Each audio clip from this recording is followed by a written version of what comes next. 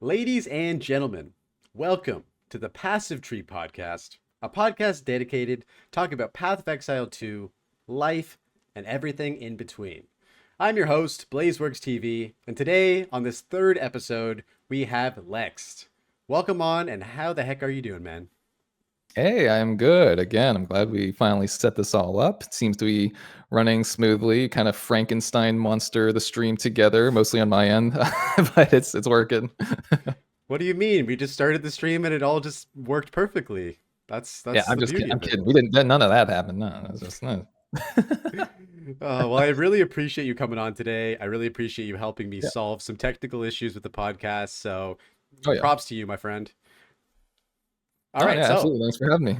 yeah, dude. So yeah, we got a lot to talk about today. What I like to do at the beginning of a podcast, just to get to know you a little bit better, is ask you a little bit of a few personal questions. So the first one I want to get out of the way is describe to me your first foray into gaming. Was it console as a kid? Was it PC? Let me hear about that.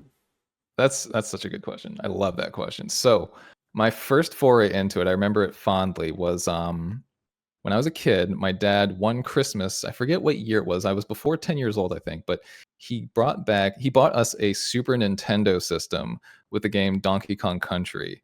And that was like such a good first experience for a game because that game, like, even to this day, I would say holds up in some ways because it was like that game, it was really fun and it was like challenging enough at the time, but like it was also the music was incredible and the art style was really cool. And I was like, oh my God, why are all these things here at once? This is so bizarre to me. And that it just from that moment on, I was like probably fully addicted. You know, I wonder how much my dad regrets buying that that Christmas, that fateful day. But from then on, I was just I was hooked. I was hooked. That's incredible. Okay, so I have to mention this. You said music, so I don't know if this particular song is in Donkey Kong Country or the second game, but Aquatic Ambience. That song goes so hard. Yeah, yeah. Yeah, yeah. That's the Uh, first one. That's the first one. All the first underwater level you get to, even I think, is when that plays. I think it might play for every underwater level, but that one, it's funny. There's a DJ. His name is Daniel Avery. He actually samples that tune. I'll have to link it to you later. He samples that, and it's very subtle. It's not like so obvious. We're like, oh, okay, yeah, yeah. We all like aquatic ambience, but it's subtle, and you hear the notes, and it's like, oh, there's like a glimmer of a memory when I heard that too, and I was like, that makes me want to play Donkey Kong. Hell yeah. Yeah, I'm a huge Yeah. nerd, and one of my biggest nerdy things about me is that I listen to a lot of video game music. So I have a whole like Mhm. Spotify playlist of just like Oh yeah. various things that are Yep. on Spotify. So yeah, man, big fan of that. So Mhm. moving on from Super Nintendo, was there sort of a moment where gaming transitioned for you from console to computer games? Ah, man. You know, I feel like yeah, there's a few different transitions in my life, but I think there was a very obvious one. And this is going to sound funny. So there was one when I was also very young. I think I still was must have been around 10, like a little over 10, but we had exchange students stay with us very briefly when we were living in Virginia. And they're two Korean exchange students, and obviously, StarCraft is huge over there. They brought with them StarCraft. I remember seeing them play it on our computer, and I was just like, what is this? I was like, how are like the things you control that small? How are you building buildings? Like it was the first RTS I'd ever seen. I was like, this is like completely foreign to me because I was only playing console stuff at the time. So they would let me play StarCraft when they were like going to their classes and stuff. And that just further got me addicted to games. I was like, this is a whole new world. I was like totally like digging it. And I played it too much. I played it more than them probably to the point where when they were there and I was like watching them play, I would be telling them what to do. And they were just like, what is this kid doing? And before they left, I think they told my mom, they're like, this guy's like a genius. Like he's like really good at this game at this age. This is really weird. I was just like obsessed with it. So it's like really funny that was definitely where I started seeing the computer as like a gaming console. I was like, oh, I can play games on this. And they're like way more complex. And I can use a mouse and a keyboard that's like so different. I love it. That's amazing. Yeah, we share very similar experiences. I didn't have a Korean exchange student come stay at my house, but I did have a stepdad who brought home a big box of video games for our Yep. computer, and one of those games was StarCraft and StarCraft Brood War, and then Diablo 2 as well. And that is really Yeah. when like gaming for me like also transitioned from like we had an N64 when I was a kid, and then Yep. that box just completely opened up this realm of like new possibilities on the computer. Blizzard Entertainment is like single-handedly responsible, in my opinion, for getting me addicted to video games. I played StarCraft online when I was like 10 years old, and I was like, it was just take me back to those days. Well, yeah. So like StarCraft, I didn't actually play that online. I just love actually it had a really good story, honestly. I love playing the campaign. I played all the single player stuff. I love playing like basically, like comp stomps on my own essentially. But I eventually the first time I played online was with Warcraft 2. I like Warcraft 2 came out before StarCraft, but I like took a step back and played that game. Um I'll tell you one of the funniest memories I have of that is when I made my dad buy that game for me as like a gift. And he was like, "What? You should have a gift. What do you want?" We were in the store and I chose that game. He was hesitant because he saw this addiction growing, but he bought the game and we brought it back. And on the box art, there's like an orc facing off with a human that they're looking like really angrily at each other. And my mom was like, "What'd you guys get at the store?" And he shows her this box and she's like, "This is the stupidest thing I've ever seen." I remember just like my soul was crushed, but then I got angry. It's like, I'm playing this. No, I'm playing this. And there was an online mode, and that was also another like transition, playing online and seeing like custom maps and stuff. I'm like, wow, so you can they're just altering the numbers and like the gameplay itself. And it was like a totally once again, like another mind-blowing experience as far as gaming went. And I was like, this is totally cool. I love that. Yeah, my mom had words to say when she saw the Diablo box art. It was just like Satan, and she was like, "What are you giving our son to play? This is the devil." It's so good. And I'm Mhm. like killing Diablo in hell, and it was awesome. It's like, do you like the devil, mom? I'm killing the devil. Why are you speaking in his defense? I don't understand. Yeah, I'm not on his side or anything. It's just, I'm against this guy. So basically console into StarCraft, shout out to the Korean foreign exchange students, and then you sort Mhm. of made this transition into online gaming. Were there any other games that really stood out to you during your childhood, teenage years, like some of these games that really like sort of shaped you as a gamer? Oh man, that would take I feel like I could take a big portion of this podcast answering that. But the one that comes to mind, honestly, and this is probably no surprise, I don't know if you've played this, but World of Warcraft took up a massive portion of my life. And it was interesting seeing the progression because that game is the one where I kind of became like more of a sweat. Like back in the day, I played vanilla, so the very first version of it. And I just wanted to PvP. I just wanted to fight other players. I love the idea of just like fighting out in the open world while you're trying to level and stuff like that. I just thought that was so fun that at any moment some player could just be like, "Hey man, are you questing? I'm killing you." That was so funny to me.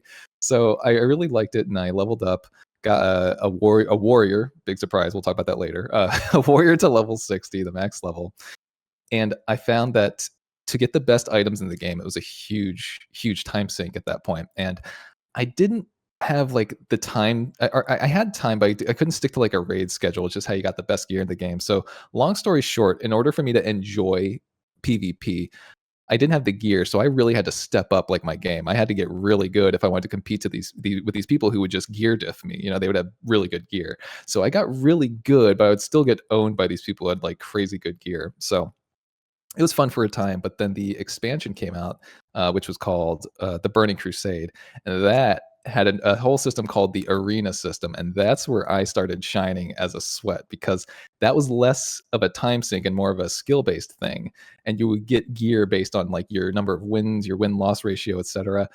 So that is when I started getting really good. I started getting like the best gear in the game, and I was I'll never forget this. I played with a druid. There was like 2v2s. That was like a competitive mode. Me and this druid. His name was Kimmy. Everybody thought he was a girl, but it was a guy. He was just a dude who lived in New Jersey. His character name was Kimmy. He was a female night elf. But yeah, we just played arena, man. Just grinded arena, and we got into like the top 0.5% of like a few 100,000 players, and we just kept going and going. It was like really fun. We hit like yeah, the rank is called Gladiator in that game. We got Gladiator a bunch of times in those days, and we were just a menace. I lived. This is last thing I'll say. I lived my dream out in an MMO because we had the best gear and we were essentially unstoppable. I would go to the other faction's capital cities where they felt safest, and I just start slaughtering everybody. Me and my little posse would just take over the city essentially, and nobody could do anything about it. It was like it was like pretty disruptive to like their economy. Actually, would kill like all the auctioneers and all the bankers, like all the NPCs, and like what's going on? Why can't I trade? I can't go. I can't access the auction house. So those are fun times. That's amazing, dude. Yeah, I lost a Yeah. lot of my life to World of Warcraft as well. And I Oh, loved well, every you know minute what? of it. Yeah, I got in and I hit level 60.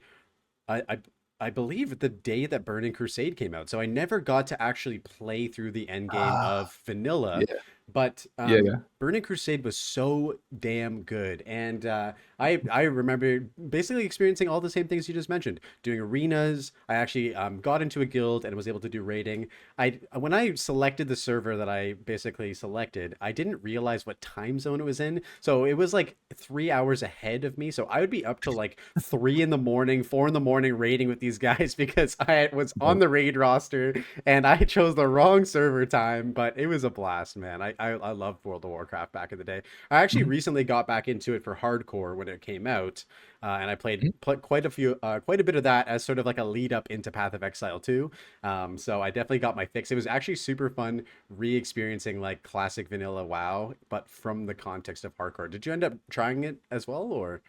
No, I didn't. I was following it though. I know there was like a lot of drama, plenty of content out there of like all the, oh my God, so many of the creators joined that one, was it OnlyFans? I think it was called, that one guild, and that was hilarious to watch. But I wasn't gonna touch it. I was busy playing other things.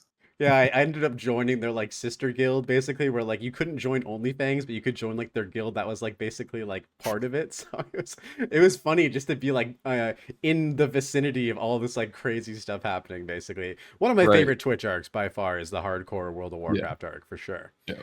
All right, so Agreed. now that you're not a child and now that you're not playing World of Warcraft all the time, how do you find balancing the responsibilities of life with gaming these days? What's your strategy there? Well, I'm not totally convinced that I'm not a child, but I will say I do have a daughter, so that does take up a lot of my time during the day. And really, the first thing that comes to mind, as you mentioned, and I think I even saw one of your other podcast guests say this, is that I love playing games still. I love creating content. So I will simply sacrifice some of my sleep for that. That's just what it boils down to. You get, it's just that's the time when she's asleep, and me and my wife, we have like, we want to do our little bit of alone time. We usually watch something together, but then we do like a little bit of alone time. And during that alone time is when I will, play some games, record, do some video editing, etc. Catch up on work, maybe. That's all sorts of stuff. So it's essentially the nighttime is when I try to do all my stuff.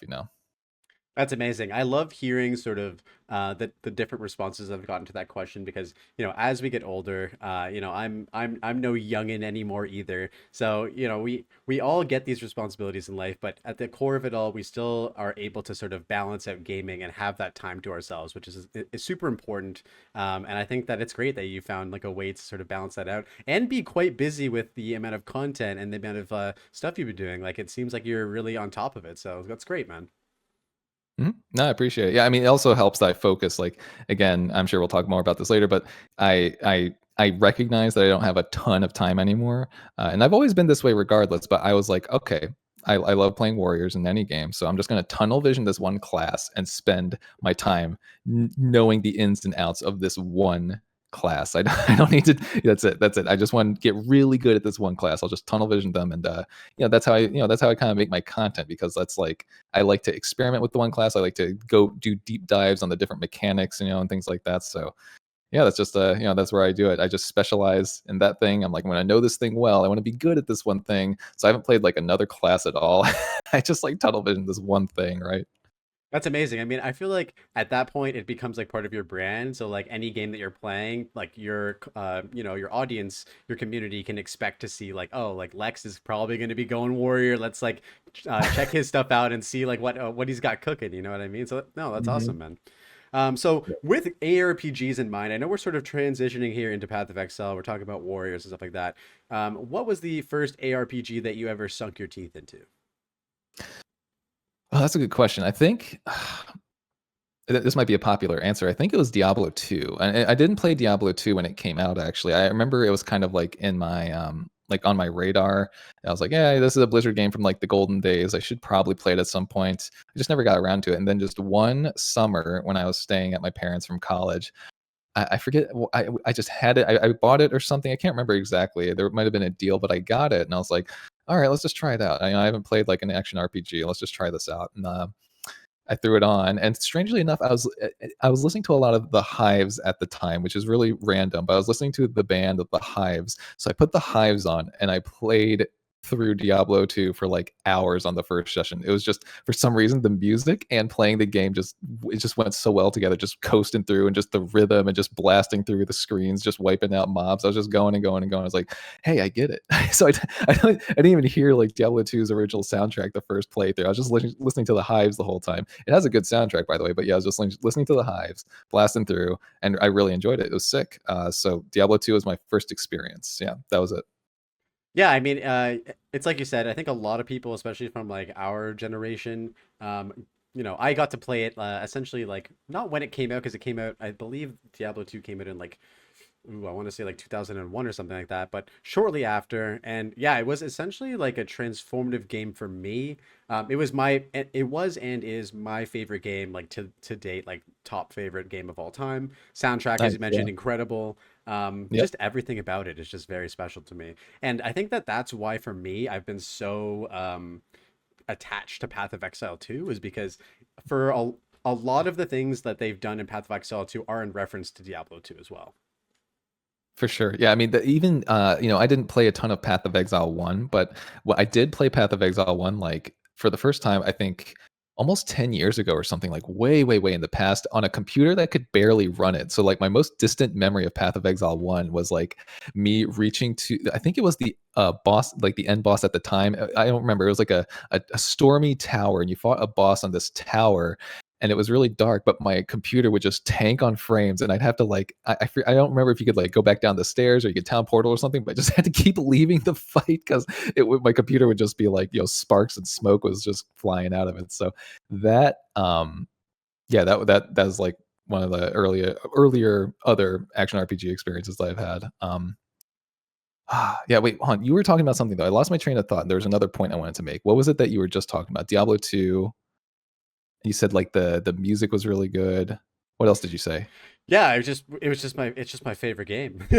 But Oh, a part of that point was my favorite game is now translating into basically being tied with Path of Exile 2 because oh, there's so much artistry that I can see taking inspiration from in Path of Exile 2 from Diablo 2. I could list about I should make a video on like all the similarities because there's honestly so oh many yeah. of them and I love that. Um, one thing I wanted to ask you though is so you said you didn't play Path of Exile 1 much. Was there any reason why you weren't able to necessarily sink your teeth into that game as much as you have in Path of Exile 2?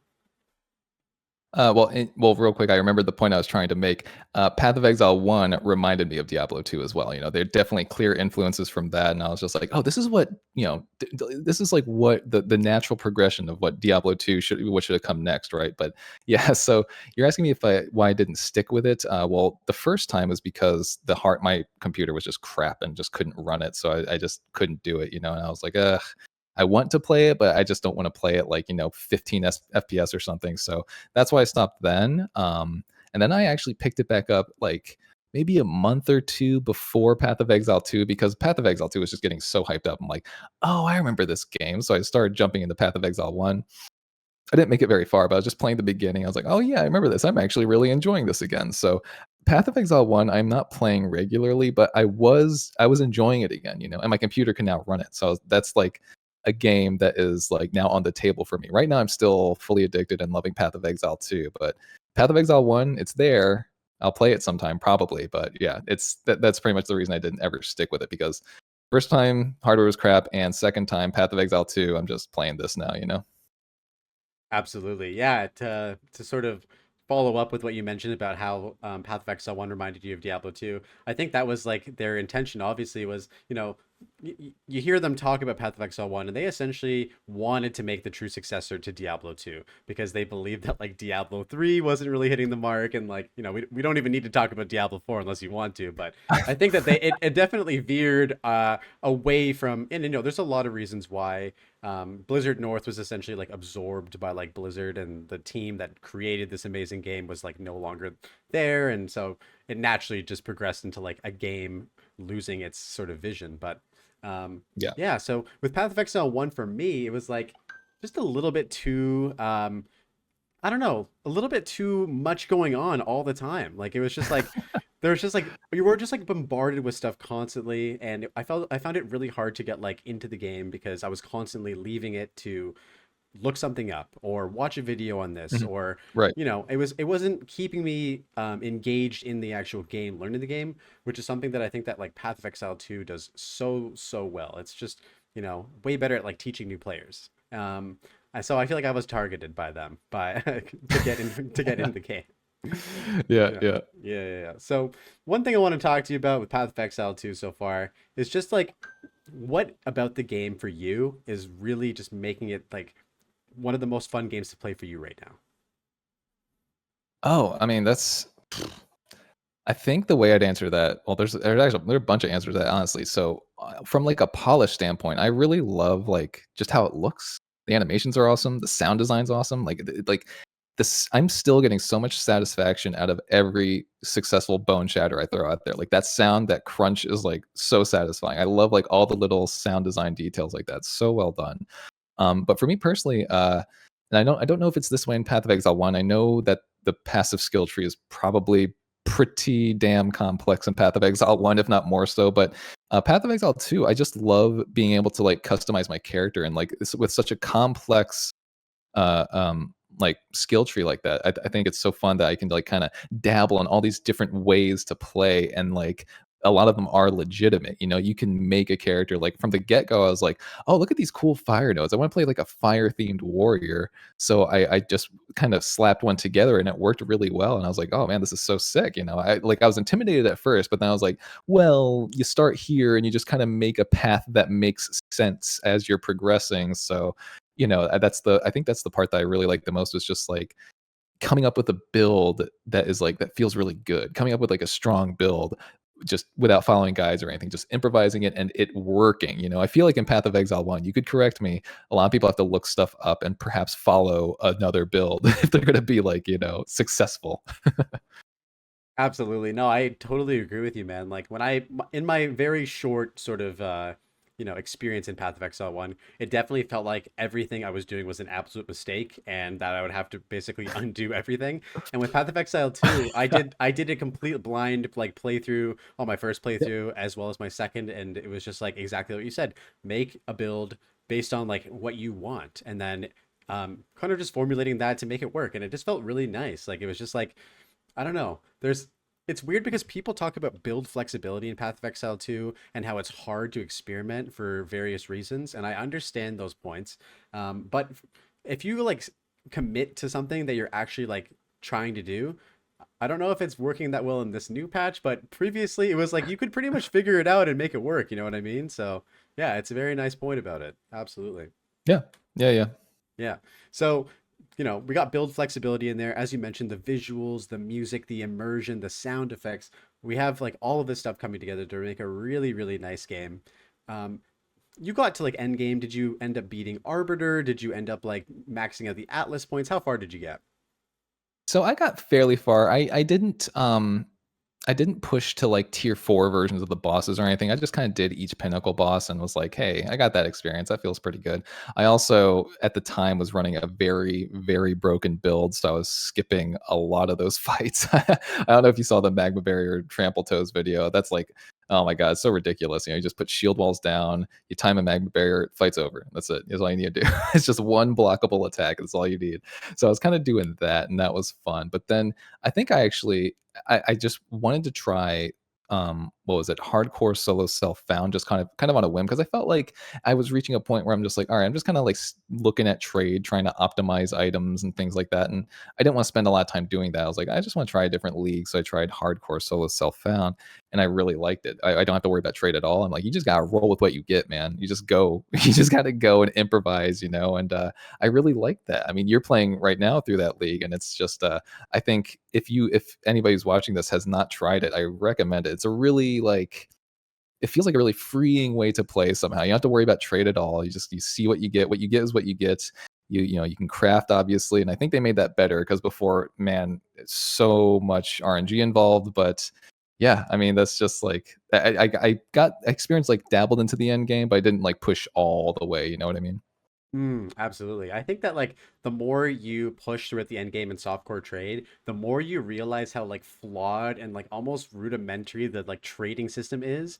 And I think that that is essentially my experience as well, where like I played for probably like I don't know 250 hours or something like that on softcore trade when I first started, and I Mhm. honestly just got fed up with like people not answering my messages, people like joining your party and not going into your hideout, and then you go to their hideout, and it's just like there was a website from back in the day for Diablo 2 trading called D2JSP, and it was the exact same Mhm. formula, but it was a forum.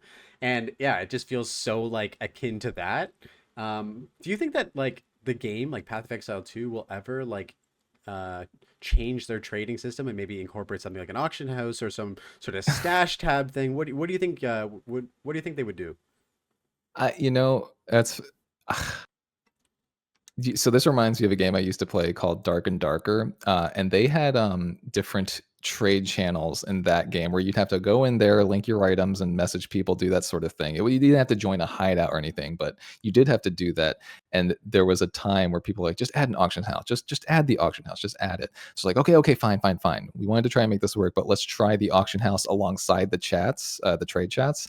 So they add the auction house. Immediately, the trade chats were dead, and everybody's using the auction house. It just saves so much time. You put a thing up for a price, you buy it, you're done. So much easier. I do think it would be better. Like I think one of the devs said that they want to like kind of encourage that old school thing you're talking about, like hey, messaging somebody and hey, let's meet up in person, in quotes in person, and trade these items, give me the currency, etc. But I'd rather just use the auction house, man. I don't like browsing trade. I just want to see a thing, and like you said, I message people and they just don't message. I message them again later, message them again later, and I'm just like, I don't have the time for this. I just want just give me the auction house. Hell yeah. I've been playing Dark and Darker since like the early beta days. I love Iron Mace. I love the Yeah. game so much, and I remember like going into those chat rooms and like spamming and watching the wall of text just like go down in front of me to find something. And it's like a relying on like mail, like in-person post when you know that email exists. It's like, why are we Yeah. like, I get it. There's like a certain charm to like writing a letter and like receiving like a handwritten letter and stuff like that. But like in the grand scheme of things, it's just like super inefficient and like not the greatest. And there's a reason why we've developed in terms of like, modern games have developed now, this, better system for trading. Absolutely. Right. Agreed. Yeah. Yeah. So I really do hope that like in the future, once like they've released, the various content of the game, that, grinding your games can finally address this, because I would consider playing like Trade League again if you could just like have your items listed on your stash, have someone buy it, currency just gets deposited, easy peasy. You don't ever have to like leave and, you know, it would be great.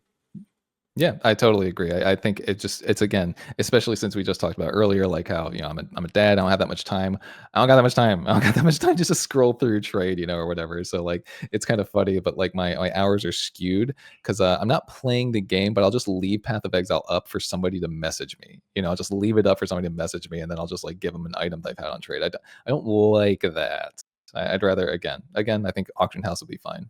Absolutely. It's very like disruptive to like the gameplay like cycle as well. Like, you're in a map, you're blasting, you're like fighting a boss or something like that, and then you have this guy like spamming you to buy like an item for like one exalt, and you're just like, Right. okay, now I have to like leave my, my time of actually playing the game in order to like, and then as you mentioned, you kind of end up like filling this like merchant role where you're just like you're not actually playing the game, you're just in your hideout and you're just like waiting for people to like potentially message you for like a really expensive item. So yeah, there's definitely work to be done there though, and I hope that they Yeah. do and inevitably work on that in the future, because I don't know, I hope they don't die on that hill, man, with trade. It just feels very rudimentary.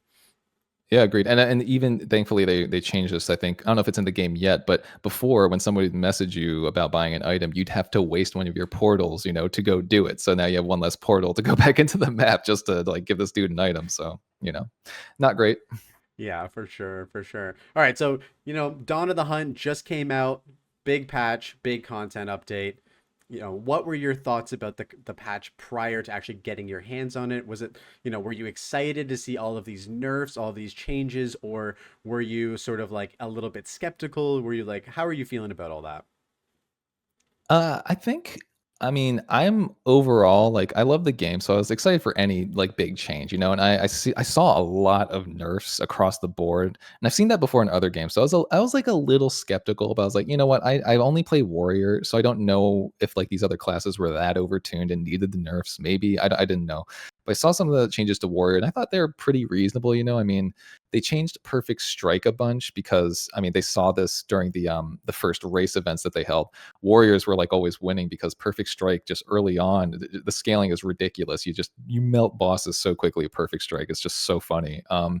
So they nerfed it, but again, I don't think I agree with like the shotgun approach that they took. Because it's still a good ability. It's still like a boss killer ability. Don't get me wrong. It's still totally usable. But I remember seeing like, hey, we reduced the damage of perfect strike. I'm like, okay, cool. Hey, we changed the timing of the support gem, like the perfect timing support gem. They're like, hey, we reduced the timing window and the damage bonus. I'm like, okay. And they're like, hey, we also perfect strike no longer has a 100% chance to ignite. I'm like, oh, whoa, hold on, guys. Maybe incrementally try some of this stuff. They're just like throwing a bunch of nerfs on one ability at once, and I've seen this before. Again, thinking about Dark and Darker Days, where they with some of the patches, they would just nerf so much. I'm like, guys, slow down, just slow down.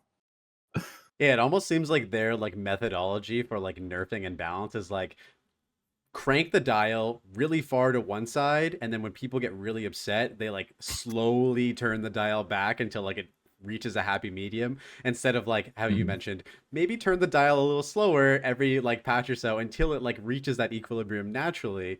And so I think that them overtuning dials really upset the player base a lot with this new patch.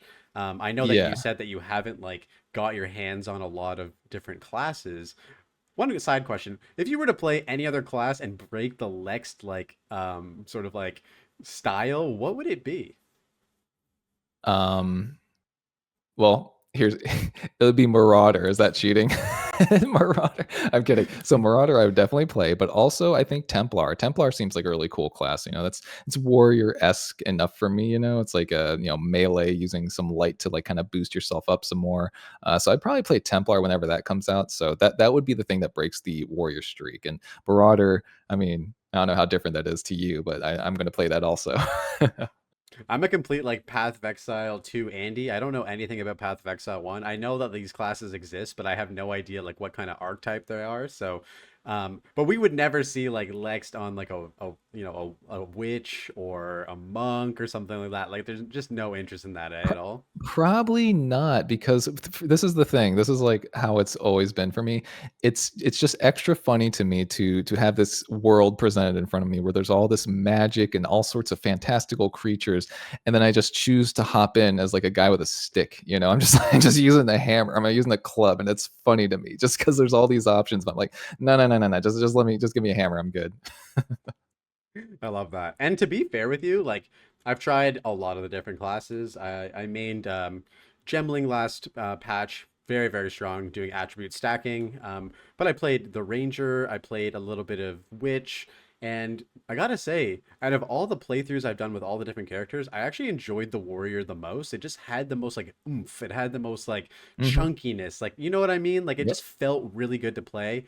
It didn't feel great to play on launch because I feel like it was hard, like it was very challenging as a warrior. Like I just got absolutely dumpstered on half the time, but I'm a man of who enjoys a challenge, and so I kind of took that on the chin and tried my best to just move forward with that. But out of all the different classes, I feel like I just have enjoyed the warrior playthrough the most. I don't know why it is. It's just a combination of a bunch of different good things. Yeah, I mean, you have the right attitude right there, saying like you're kind of rising to the challenge, right? I feel like so before I even got into like this deep into action RPGs, I'm like a huge Souls-like fan. I mean, this is another transformative time in my life when I played the first Dark Souls. I'd never played a game like that. I like challenges, and that game was crazy hard when it came out, and I that just like it brainwashed me, man. I just played every FromSoft game for the most part since then, and I'm just like a masochist now. I'm just like, oh yeah, this is like this is impossible, but I want to do it. I'm going to do it. I'm just gonna like keep bashing my head against it until it works, you know. So yeah, I'm up for the challenge. I played Warrior also, you know, obviously for my first playthrough ever, and I really enjoyed it. You know, it was pretty dang challenging, especially some of those boss fights for the first time. And it is probably the most Souls-like experience playing as a warrior, since you literally have to dodge roll some of that stuff. You're not really quick compared to the other classes, so you know, just it felt right to me. It was really hard, but it still felt like really good to me. Yeah, I was gonna say it feels like a natural progression to move from sort of the Souls like or the Dark Souls genre into Path of Exile 2, and especially as playing the Warrior as well. It literally feels like it's just like an isometric like Dark Souls, especially if you're playing on like hardcore or like SSF as well. So I can Yep. definitely see like why you enjoy this game, and no, I think that's rad. Me personally, I've played Dark Souls. I really love it. I loved Elden Ring. I never beat any of Oh them yeah. though. I always Mhm. got into these games, really enjoyed my time, and then I always say to my friends, I'm really shitty at playing single player games. I just love multiplayer games so much. I don't know Yeah. why. So I Yeah. gotta go back and retry those games out. I feel like they're just goated, man. So good. I mean, yeah, I gotta tell you, I think Elden Ring to this day. I mean, I'm loving Path of Exile too, but I think Elden Ring's still like the best game I played in the last 20 years. It's so good. I spent a ton of time in that game. It just made again, there's something fun about building different characters in that game. That's another game where like you can build characters in all these different ways, and it all like works to some extent. It's like really fun, and again, it is really challenging. I love the challenge of it. Super difficult, but such a cool game. Definitely recommend it. Yeah, man. I feel like if my internet just like gets cut and I can just like play a game like without having to like worry about anything else and just get into it, I feel like that for me is the time where I'll like pick up like a nice single player game, run through that, and you know, you don't share or you're not alone in that sentiment. Like a lot of people view Elden Ring as like one of the best games ever made, and I have to agree. So It's good. incredible. It's incredible. Mhm. So back to Path of Exile 2. You got your hands on Dawn of the Hunt. You're playing through the Warrior. You're in Cruel right now. What are what are your thoughts on sort of the vibe of Warrior? Has it changed a lot from point one, or is it still feeling good? Where do you sit on that sort of line? Yeah, I think Warrior, like I mentioned the perfect strike nerf, and again, it's still good. It just feels a little clunkier to me because I was spamming it before, so it's fine. It needed nerf, but that does stand out to me as being a little bit weaker because of all the different things they changed about it. But still like the ability. But overall, I think the way Warrior plays, like generally now, I mean, I always play like tanky boys. I always like getting the shield and using a one hander for most of the playthrough, and sometimes I'll switch to Giant's Blood when it makes sense to. If I find like a two handed that's too good to pass up, I'm like, all right. Let me respect for this. But Shield Warriors actually just released a video about this. A lot of the shield skills were buffed, which is super cool. Like Shield Charge is like a legit nuke now. Actually, I spec my warrior into Avatar Fire, and Shield Charge now ignites, and it's stronger than Perfect Strike now. I'm not even kidding. Like Shield Charge hits for harder than Perfect Strike, and then ignites for longer. Like the ignite is like the magnitude is way higher. So that is like a really cool way to play, because I love playing like with a shield using magma barrier and all this stuff. So just being able to play like this flame tank, and now being able to rely more on the shield rather than the weapon is really cool to me. That's dope, man. Yeah, I watched that video last night while I was in bed, and I was just like, I never would have thought to even try any of this stuff out, but it was like doing crazy damage. Like I was watching you like Yeah. hit King of the Mist like with a shield charge. It was just like Hmm. it was impressive. Yeah. Very, very Uh-huh. cool. What's nice too, real quick, just to interrupt, is what's nice about Shield Charge too, compared to some of the other shield abilities, is that you can empower it. So you can use Infernal Cry, and then it just does all that extra damage. It's so wild.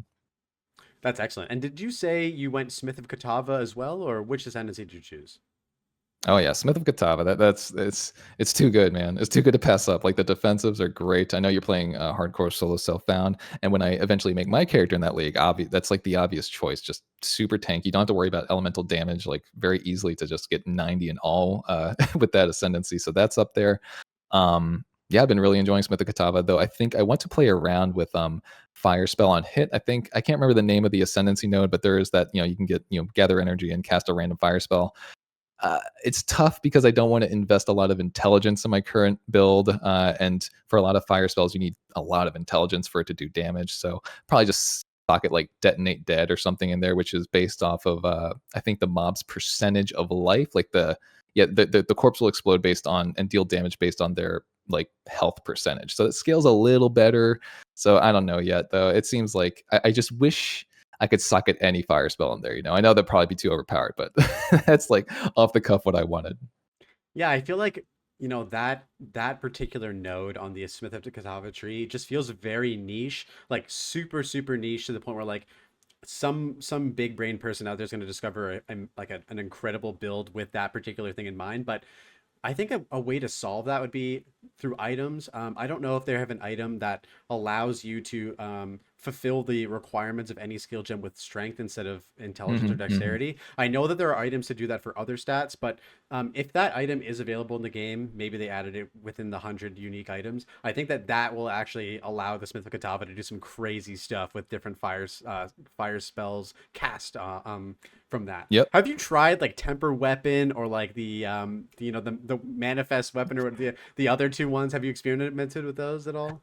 So that's a good question. I think well, it's funny because temper weapon was bugged. I think for a little while, like it wasn't actually doing anything, or it only did something for the first hit, and the other empowered attacks weren't actually adding damage. I think they fixed it. They might have hot fixed it now, but I think temper weapon is something I want to play around with because people kind of meme on the anvil animation having to sit there and hammer your weapon, but I still think it could be legit in some scenarios against like a boss, especially if they're doing their like intro animation. What else are you gonna do? That's the perfect time to like hammer the weapon and hopefully get some extra damage. So why not?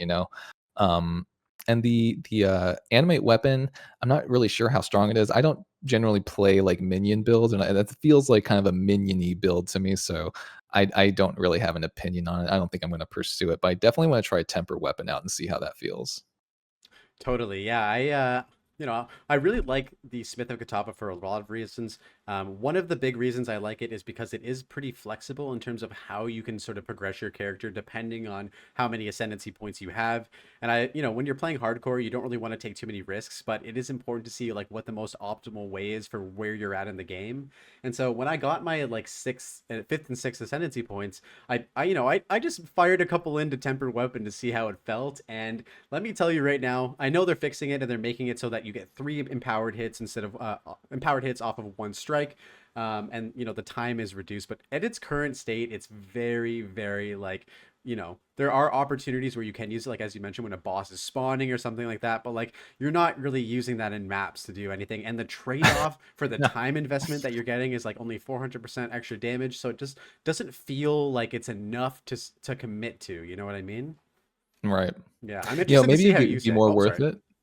No, no, yeah, yeah. I think maybe it'd be more worth it if like you did some like AoE damage or something each time you hammered the weapon or something, so you could just like do it in the middle of a pack. That'd be kind of cool in my opinion. But yeah, I don't know.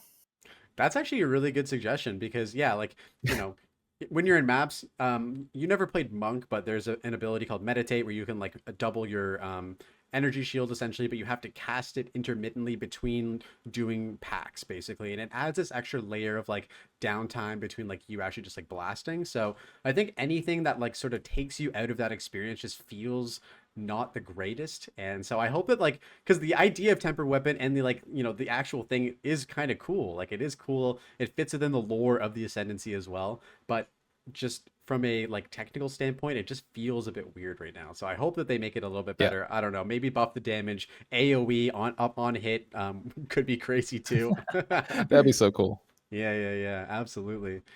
So with the dawn of the hunt out now for at least like a couple, it's got to be like a week now. What are your Mhm. plans? Are you planning on going tier 4 endgame bosses at this point? Are you planning on doing your stint on Trade League and then moving to HCSSF sooner rather than later? Where do you see yourself going with this patch?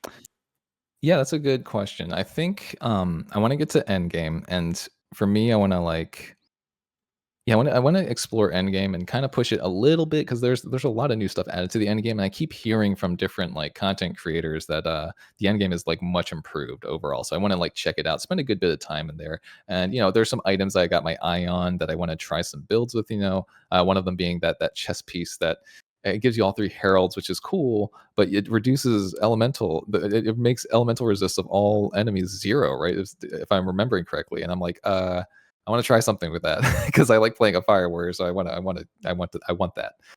So that, there's definitely a bit of dabbling I want to do, and then we'll see how push. I can't like really quantify it because I feel like I'm just going to go into the end game, and then when I get bored, then I'll switch over to like hardcore solo self found, and that mode was so fun to me. I'd probably just stick with that for a while. I really enjoyed that mode. I only played one character in it, and it was a really good run.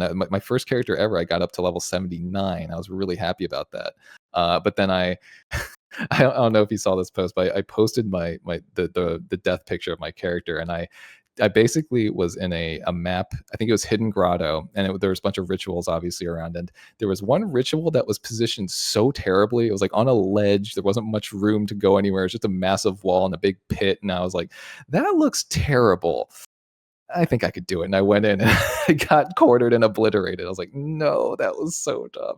I was like, I should have just trusted my gut. I should have skipped it. But yeah, I mean that was still so fun. I didn't even feel salty at all. It's just like that was really fun. I enjoyed that run, and I would totally do it again. So I'm gonna mess around the end game for a bit in softcore trade, but then I'm gonna switch over to hardcore solo self found and just see how far I can get.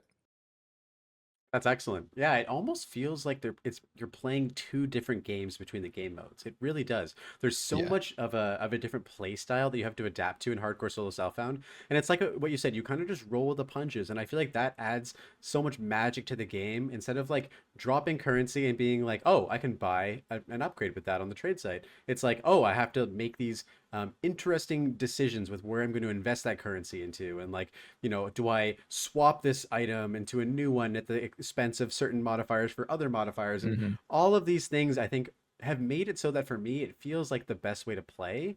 But I don't discredit the fact that like, the the more relaxing play style of like the softcore trade league is nice sometimes. Like I feel like when I'm playing hardcore solo self found, I'm like on edge like constantly. Like it just feels Oh so yeah. like intense. So I do want to eventually go on to softcore trade league and just like vibe out. You know what I mean? Like relax a bit. Yeah. I totally get it. I mean, yeah, I mean, for me, this like I've used Softcore Trade League since you can, browse the trading site and find like the best items and find whatever uniques as long as you have the currency for it and kind of piece together these like ridiculous, super like meme worthy builds at some point. It's just funny. It's just like a funny league to me just to come up with these memey builds that just wipe the screen. That's like really funny. Hardcore solo self found it's like way more methodical and strategic, and you just again like the loot drops mean so much more since you can't trade for them, and your crafting is so much more important since you can't trade. And that I do like that feeling a little more. I think I was just like, oh man, the drop means so much more instead of having something amazing drop in the softcore. And you're like, oh cool, maybe I can sell this for like a few divines or something. You don't even care that much, and you can just it's like okay, this will help me get some other item that's a bigger upgrade for me or something. It's like not as big a deal.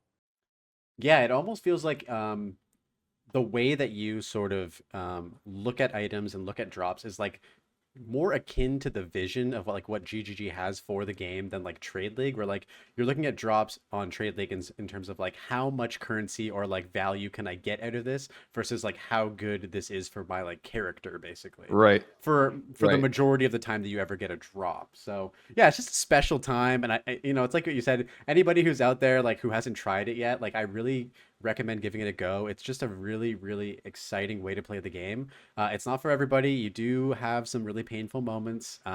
It sounds like you took your death pretty well, but anytime I die, it really hurts. I get like so attached to these Yeah. characters, man. Oh man, yeah. It's funny because there's so many close calls. Like I went like when I approached that league for the first time, I was like, I'm just gonna go like super super tanky. I went for like all the most defensive nodes. I kind of went like a more southern route on the warrior tree and grabbed like armor nodes, strength nodes, armor, more strength, beef, etc. Just kind of went that route, just to boost up my life. And it was like so smooth. I was like, this is pretty chill. And then I reached oh, what the hell's that boss's name? It's the ape.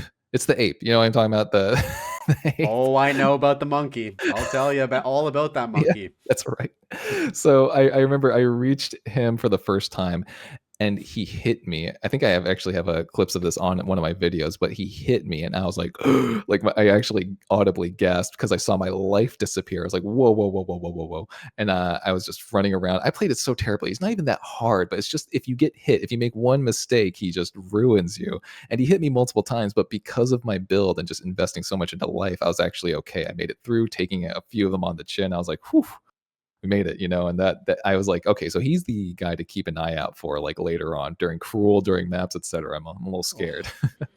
Dude, that zone, Jungle Ruins, gives me so much anxiety every time I play through the game. Hmm. And there are certain events that happen in this game that give me sort of like PTSD. And it's funny that you mentioned Hidden Grotto. So I lost my first ever like maps character. It was a warrior last patch in Hidden Grotto as well. And so every time I enter this zone, I just get all this. I feel like icky almost. I just get scared. You know what I mean? I'm like Yeah. in like a level 1 map, and I'm like, why am I scared of this area? And it's you have these things, and so the monkey, anybody who plays through the game in hardcore solo self-found, just skip them for a while. It's like what you said. If you're not like specced into life and like armor and like all that stuff like heavily, you're just gonna get one tapped. You can cheese him around like trees and like the ruins and stuff like that, but all it takes is one mistake, and then all of that time that you just spent getting to that point is just gone.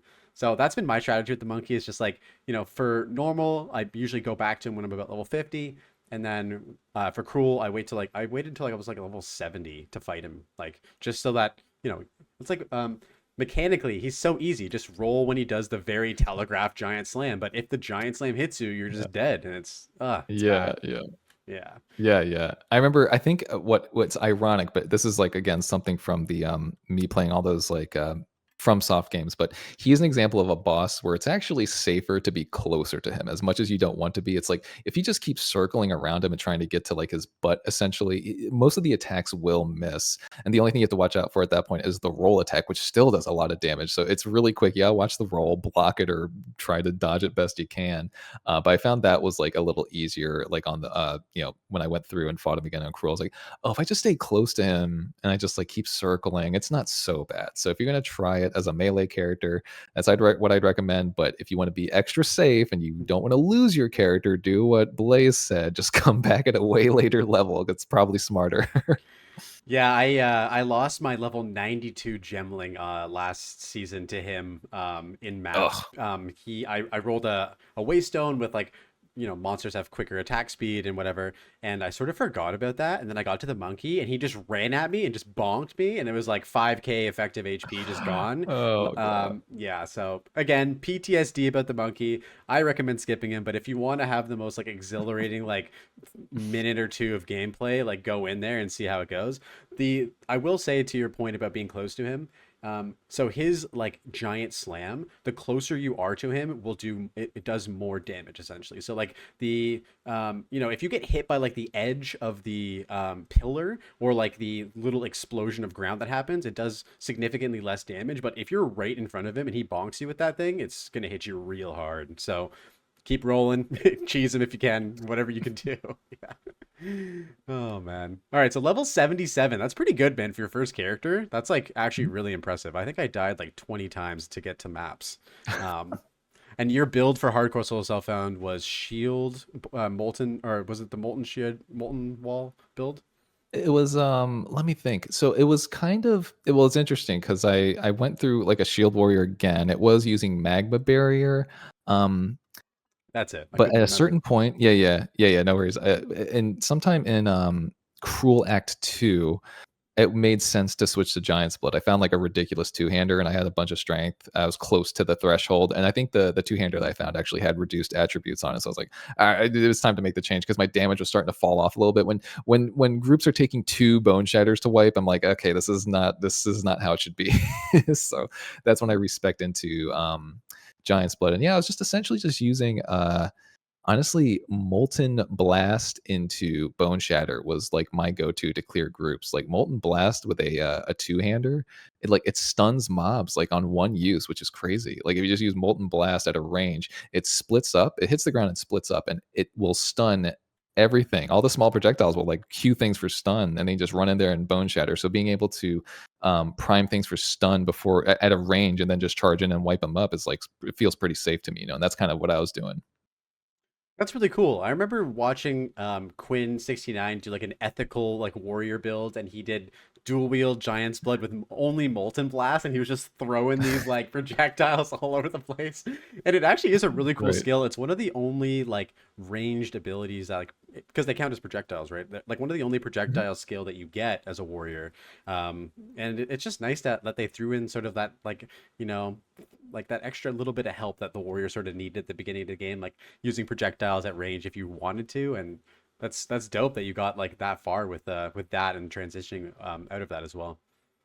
Yeah, yeah, it's a good skill, and I know people sometimes complain about the fact that you step forward when using it, but I think it's meant to kind of cue things up for Bone Shatter because the stun buildup is kind of wild, and then you step forward while you're doing Molten Blast, and then you use Bone Shatter and you step forward again, so it kind of helps you close the distance and get a little closer for that Bone Shatter. At least that's how it felt to me. And yeah, Molten Blast, like dual wielding two handers with Molten Blast is like it's funny because your attack speed gets reduced so much, but the damage is also, like, so amplified. It's really funny to me. That's, like, a big risk reward, like, kinda build in my opinion. Yeah, I was in hardcore and he actually got pretty far with that build too. It was really funny to watch. So yeah, I guess like that sort of answers one of my questions is that you don't really look at like what's strong in the meta or what sort of combination of skills are strong in the meta. Would you say you're more of like an ethical like Path of Exile 2 player where you're like only fashioning these builds from your own creative standpoint? Pretty much, yeah. Because I trust, like, myself to, like, because I experiment with all I'm playing warrior only, so I have all the time, I just experiment with all the different warrior skills, and I just go based on how they feel. I'm like, "Oh, this doesn't really do that much damage. I'm not interested in pursuing that skill," or I'll try different combinations to try and make it work, and if it just doesn't feel like it's working to me, I'm like, "Eh, whatever." And I just try my best to piece together, like, synergies and things that seem like they'd go well together. And yeah, I don't really follow any guides. I mean, I used to be one of those people that would just like I would love to consume like all the content that I could to just like have somebody else make my character for me. I just want to be efficient and save time, and I don't care about coming up with my own. But now I do like dabbling. I like dabbling in different things and seeing if I myself can make one of those builds. And I feel like I have. I made a few decent builds. And yeah, it's just really fun experimenting. I trust myself to like find these different synergies, and I know what I want to do and what works for me. And even from the get-go, I kind of told you this earlier, it's like I saw the passive skill tree and I was like, I want to play a fire themed warrior. I don't even care how strong they are. That just seems cool. That's what I want to do, so I'm going to make it work. And I just took the steps to make that work and make it work like best I could. So that's kind of just how I approach it. I love that, man. Anytime that someone gets into Path of Exile 2, that's the way that I recommend to them to get into the game is don't look up anything. Just use your own intuition to see where these skills sort of synergize together. And I think it's just such a fun experience. So it's great that you've sort of adapted that. You also seem like a pretty proficient gamer, big Dark Souls guy, so you probably know how to build characters and do all this kind of stuff. Yeah, So that's dope, yeah, man. yeah. That's dope. So I wanted to talk to you a little bit about grinding gear games. So you know, they are a pretty interesting company. I think that in my words, I would describe them as sort of a ray of light in a sea of really sinister and dark game developers.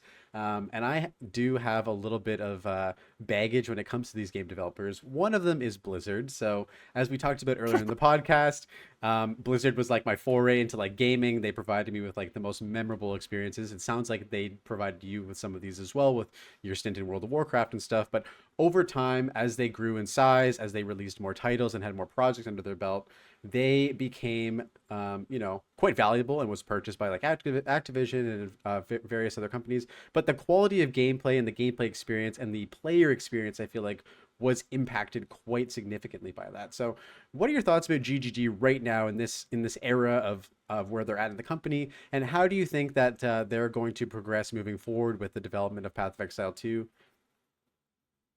Yeah, I mean, that's actually a big part of why I wanted to try out Path of Exile 2. I mean, there was all this hype around it, but a lot of the hype was, a lot of what I read was kind of talking up GGG as a dev, and I was like, man, they listen to you. They will implement changes. They're constantly trying to like make the game good. They actually play their game, which is interesting to even have to say that. But yeah, they are. I was like, hey, these guys sound pretty cool. I am at a point in my life where I'm like, I value supporting good devs rather than like a polished looking game. So I would I was like, let's go for it. I mean, don't get me wrong, this game looks great, but I heard a lot of good things about the dev, so I wanted to check it out. And they've been great. They mess up every now and then, but they always like admit it, and they always like implement changes. They are trying different things out. So I do think that they are like a great dev team, like as you're saying, like in this sea of like kind of uncertainty. You're not really sure where a lot of devs do stand. And at the Blizzard example, dude, I mean, like back at there's the golden age of Blizzard, which everybody is familiar with.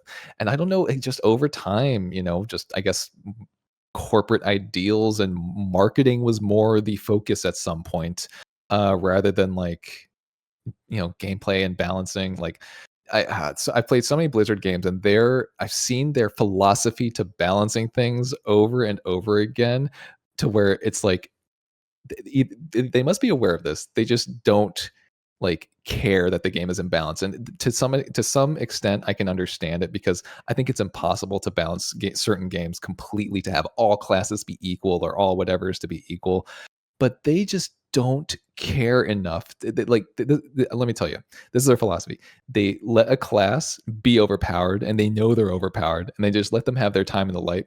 Then after a couple seasons or patches go by, then like, okay, let's take them down. We'll boost this other class up, and then they let that class have their time in the light, and everybody's like, oh, this class is so overpowered. Blah, blah, blah. How do you not see this? That I've seen that cycle so many times in all of the games, whether it's World of Warcraft, Hearthstone, etc. And it's like, I think it's just by design. There's like, we can't balance this game perfectly. We're not even trying to. We're just going to let each class be overpowered for a bit, and we're just going to keep shifting that around.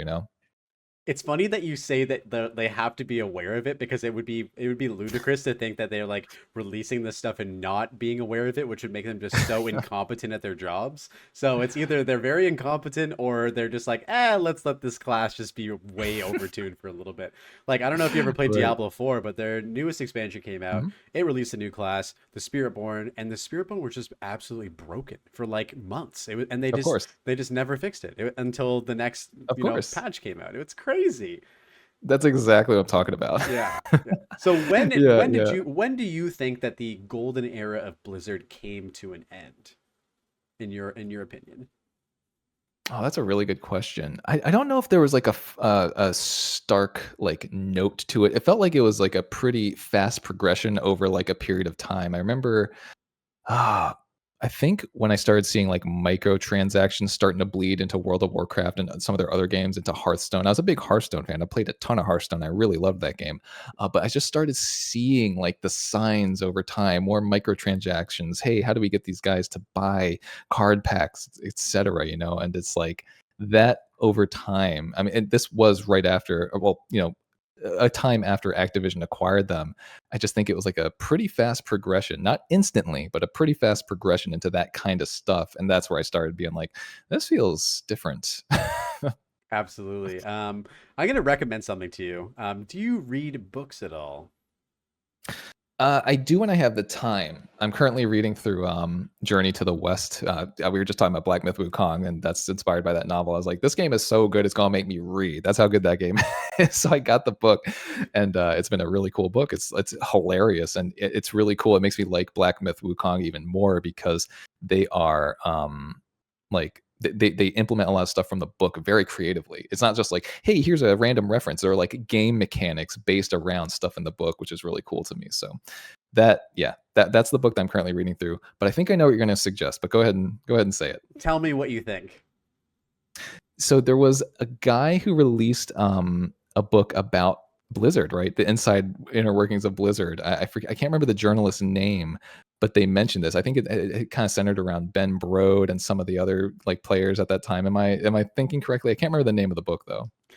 I think you're on point. So, the gaming journalist name is Jason Schreier, and he wrote Hmm. a book called Play Nice, and essentially Yeah. it's a chronicle of Blizzard from the early inception and how it was created through the golden era into basically the downfall of the company, and it chronicles as well, its various purchases and when Bobby Kotick and Activision sort of took over. I think that you've already highlighted that you started seeing all these microtransactions and stuff like that come into the game. Yeah.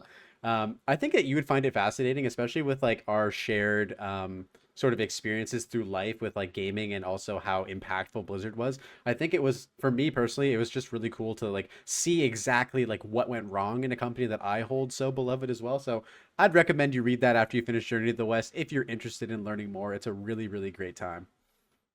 Yeah, yeah, absolutely. I mean, I've actually watched. I think I watched that journalist do like a quick podcast with Regis Kilbin, another great content creator. But they talked one on one for a bit, and he goes over some of the stuff in the book, and it is just so funny because I also used to play Marvel Snap, and I remember seeing Ben Brode leave Blizzard and start working on that game, and hearing him talk about that situation was hilarious to me because it was kind of exactly what we're talking about. There was a decision where Ben Brode and his like team within Hearthstone, they made like a really fun game mode called Dungeon Run. And it was really fun. It was just a single player game mode. It was just fun for the players, you know.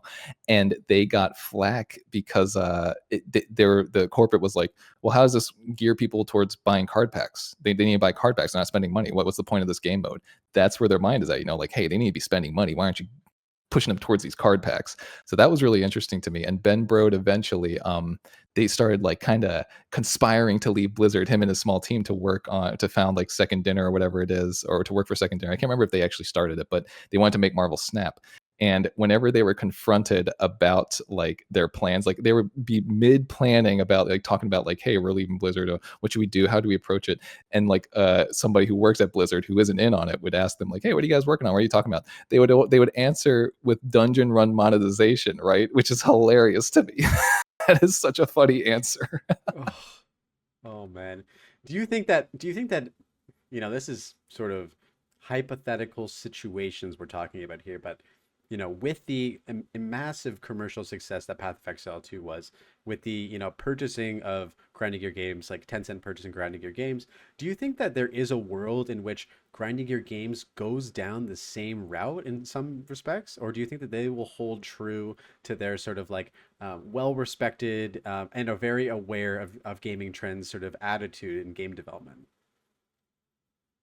That's a good question. I mean, I've only been following them for a short while, but from what I've seen, I really like the guys. You know, I see John and Mark talking on to so many different creators all the time, and they're always very transparent. They clearly really love the game and they love action RPGs, and that's what I really like about it. You know, a lot of times when I've watched like Blizzard people talk about different things about their game, some of it came off as like they're trying to sell you something or sell you on how good the game is, rather than these guys who are like acknowledging the problems with the game and what they're working on, where their thought process is at, et cetera. It just feels very different. I like the vibe is like way more genuine, I would say, with GGG. So all I can say is I like them so far. I really respect them, and I am like I'm in it. I'm in it for the long ride. So Absolutely. No, I totally agree with you. It's funny because I didn't really know much about the company either until I got really into Path of Exile 2, and now I'm absolutely addicted, and they own my soul. But now I have started to like kind of develop this relationship with the company from an outsider's perspective, learning what they're about, learning how they sort of operate, and it just feels so like black and white from how like Blizzard has operated recently into this. Like they have to be aware that like all of these other companies are doing so many things wrong, and they're sort of like, whatever you're doing, we're going to try and like move in our own lane, which is very much in the opposite realm of things, which is, it's just so respectable. And so I do hope that they yeah, stay that way. I think that one of the major considerations is the people who are at the helm of the company. So I know that Jonathan Rogers has been basically at the helm of the company with that other fellow who just recently resigned. So um, do you remember right. his name? I can't remember his name for the life of me, and I can't remember his name either, but I I do should, remember. I I do should, remember him leaving. I should know this. Again, I'm not like a super big like PoE one guy, and I know that he was very much Mm, responsible for like developing that game. But I really like like Mark and Jonathan, sort of their dynamic. It just seems like it's sort of like good cop, bad cop. Like they balance each other out in a lot of ways. Like in certain situations in the Zizaran interview that he just did with the two fellas, it seemed like Jonathan was getting very like emotionally sort of distraught by some of the questions that Zizaran was asking, and Mark was just sort of there to like balance him out, like sort of there to like provide like another like alternative aspect. And I don't know if you know this, but Mark actually joined the company as like a tester, so he like played the game, like yeah. was paid to play the game basically. So the man knows his stuff. It's like no better person really to be developing games than the players who are actually playing them, right? For sure. Yeah, agreed. Yeah, and I remember that's such a that interview is so interesting to me because uh, John, he just struck me as a little like he was just a little grumpy. I was watching it, and Zarin was coming up with some pretty good questions, and some of it I was like, I could kind of see John's point of view in some ways, and being annoyed because some people are kind of, Zarin was giving like personal anecdotes of other players, like their own personal experiences, which are valid, but that doesn't mean every player has experienced exactly what they're talking about. So John was always trying to bring up these counterpoints, but he was just kind of coming off like a little defensive, maybe a little contrarian, I would say. That's like the vibe was a little weird. But yeah, like you said, Mark was kind of there as like the mediator, the assuager. He was a really good, like, I just like every time he spoke, the vibes felt like pretty good. He's like, hey, no, this is like how maybe you're right. You'd be a good middle ground. And eventually John like apologized at the end, and totally just total human reaction. I think it was overall a pretty good interview, but you definitely got the feeling, early on I was like, oh, he's grumpy. We're gonna get a lot of grumpy answers out of him. But yeah, I mean, overall, it's a good interview, and I think Zarian brought up a lot of good issues. There are some parts that I do agree with when it comes to John, though. He was saying that like he's kind of bringing up at some point like that there are some different types of players, people who want to like zone out when they're going through maps or something, and then kind of pay attention during boss fights only, and people who want to like be engaged the whole time, even during the mapping process, we got to be paying attention. And honestly, I mean, again, I'm a masochist. I like it to be challenging the whole time. I'm like going through maps, I'm like, oh man, that's why I like hardcore solo self-found, because I'm like, I have to be really careful. I can't just like approach this willy-nilly, I can't just go leap slamming in the middle of a bunch of like scary mobs. So like, yeah, I kind of see both sides a little bit. But yeah, again, I just think he was kind of interrupting Zarian quite often. I was like, just let him talk, let him finish the question.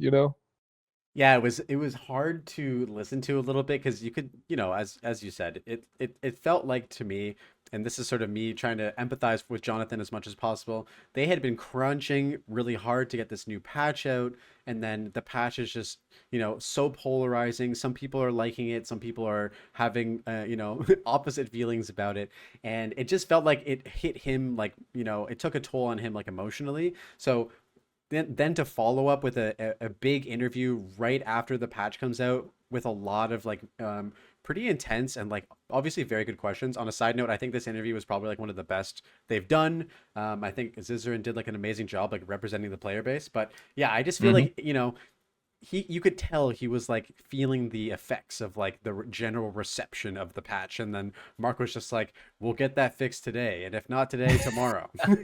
Like absolute giga Yeah, chat. or like, oh, I'm not aware of this problem, so we'll look into it or something, like, very neutral but totally reasonable answers. But at the same time, I don't know if Zazarian is a game dev. I'm not a game dev. I don't know if you're a game dev, but like I'm sure from John's point of view, they've like thought of a lot of this stuff before, and that's why I could see it being a little extra frustrating on his end, because he's like, well, we thought of this problem, we've gone through all these different solutions, and it's not as easy as just snapping our fingers, and because players will think that this solution is the right one, but there's so many other factors to consider. So I kind of see his point of view again, but it was just like the way he was like answering and the way he was interrupting. I was like, there's a more gentle way to do this. Absolutely. Yeah. He definitely like, said at the end of it, like I woke up on the wrong side of the bed this Hmm. morning or something like that. So it was cool to see sort of that resolve and sort of a gentlemanly, a mutual respect ending, which was cool. Yeah, one Yeah. thing that I, I'm not a game dev either, and as much as I would like to be like, oh, you should just like take armor break out of the game and whatever. I'm sure that there's a lot of reasons why that has to exist, and like there are systems in play that would require, substantial work from somebody to actually have that happen. But one thing that also I've been super impressed with about from GGG is just the rate at which updates are happening, the rate at which Hmm. changes are happening. Again, coming from somebody who's consuming a lot of Blizzard titles, it felt like we wouldn't really receive these like monumental changes until like next season. Like we'll save that for next season. Oh, you want like a gem tab for your stash? Next season. But these guys are like on top of it. It's like it's just so respectable, man. Yeah, no, I agree. I mean, it is an early access, so I guess they have to be a little more on top of it, and they have to try. This is the time to test things kind of rapidly, but I do respect it because they're targeting things that should be targeted, in my opinion. They are tweaking things that should be, like looked at. So I do really respect that too. It is pretty rapid. I think even for early access, I played other early access titles, and I do like how they're doing these bigger changes and smaller hot fixes, but with still meaningful changes in them, like at a pretty good pace. I think of something again like a Blizzard game, and like I remember, I'll never forget this. This is actually when I quit Hearthstone because I was a huge Hearthstone fan, and I think a season. I could be wrong on this, but a season in Hearthstone lasted about a month. I think it must have been 3 seasons or 4 seasons straight that one class was top dog in that game by a huge margin. It was Druid, and there was just a combo that they would play. It had to do with the expansion that had the Denathrius card. They just had this ridiculously overtuned deck, and Blizzard just refused to touch that class for months. I was like, "Oh, okay, I'm done." I was just like, "Why are they still this strong? You guys are just gonna leave them like that?" Everybody is so confused. I wish I could see a chart to see how many people like quit during that era because people were pissed, including me. Yeah, pissed enough to basically stop playing the game, which is the absolute nightmare of any game developer. So, Yeah. one thing, before we get into anything further, I wanted to check in with you. I should have done this probably about 10 minutes ago. We're at like an hour and 40 minutes. How are you feeling? How are you doing? I'm feeling pretty good. I think we can keep going for a little longer. Okay, sweet. Yeah, we'll probably aim for like the 2 hour mark. I think that sound good with me. It sounds good with Yeah. you. Yeah, let's go for it. Yeah. Nice. So you mentioned early access. At the beginning of Path of Exile 2, they essentially nerfed a bunch of really, really strong builds. Nothing that had to do with warrior, so nothing of your concern. But there was like a build where if you're playing sorceress, you could just cast infinite comets, and it would just essentially just like broke the game. And so they took that kind of stuff out. But they've been Yeah. sort of a little bit less like I guess less implementing of nerfs, and they're sort of treating early access like a full release game with these new content patches and leagues. How do you feel about the way that they're approaching early access right now? Do you think that that's the right way to sort of like do little things and then big things later, or do you think that they should just be doing big stuff as the game gets developed further, like in early access? I think like just by nature of what I know of game development, not being a game dev myself, like the big stuff does have to come like in bigger waves. I would prefer. I think I prefer what they're doing now. Like they're going to be more like when they implement a big change, they should be ready to hotfix things because they don't know what's going to happen. Right? I'm sure that players are going to discover things that they weren't aware of and things like this. Like I mean, for instance, in my most recent video, there was like a pretty brutal shield bash bug. I think you actually commented on it, where like if you are using the new shield bash to build up stun on a boss and then you heavy stun them, they look heavy stun, but they're actually not, and they just keep attacking you. I almost got killed by Draven when I was doing that. I was like, wait, how is he still hitting me? How did he just do that? I just see the projectiles fly out from like an invisible spot. I'm like, he's stunned over there, but he's attacking me from over here. So things like that, you shouldn't leave in the game till another big update. You know what I mean? So that I do agree with the pacing in that sense. Um, yeah, I mean that's what I would say about the updates. I'm satisfied with the updates, and overall, I mean, I really like the game, so I'm just excited for any changes. I'm like, yeah, yeah, go ahead, change the little things, change the big things, go for it. Yeah, no, I totally agree with you. I think that it's interesting because I've played a lot of early access titles, and there is this sort of stigmatism about early access where it's like, I don't know if you've seen the meme of like a guy with a ribbon, and then he's cutting the ribbon, and then there's just a giant cliff at the other side of it, and it's like we're like, it's a game, but there's not actually much to it. But with Path of Exile 2, it actually really feels like like a complete title for the most part. Obviously, there's missing content and stuff like that, but I think that with the amount of stuff that's there to do in the game right now, the way that they're handling their like updates and their changes and their nerfs on like sort of like a seasonal basis, I think makes the most sense for this game. I was going to say actually real quick because they did in the last big update, they did nerf a lot of things. They nerfed damage across the board for a lot of classes, in my opinion. But the thing is like there's a big outcry against it pretty quickly, and I do think it's because players were going through and kind of experience. They're like, oh man, this feels terrible. I do think there's some truth to that, but I wish, for me personally, it's like I want to go in there and like test it out and like experiment around to see if like these changes were warranted instead of just knee jerk being like, hey, this is wrong. You should have nerfed damage. It's like, well, maybe there's something more to this. I need to like play around with it a bit and see if there's a way around this or if this is like ultimately a bad decision. Again, I only play Warrior, so I can only speak from a Warrior's perspective. But it's like the reaction was quick to me. That's how I describe it. Like the negative reaction was very quick to me, and I was like, we should, it looks bad at first, but try it out first. They have something in mind clearly. Let's just see if it works out. For me, like for Warrior, it felt pretty good to me. Again, other classes, I'm sorry. And I think the biggest complaint that I had was just like, that they brought up in the interview was honestly just like how long some of the zones take, because some of them were pretty big. And I just hope that they, I think John said in the interview that it's like it might be an issue of like mob health or something, making the zones feel slower. And I'm like, nah, it's if you look at this jungle zone in Act 3, it's just big, and that's something that should be looked at and changed. So yeah.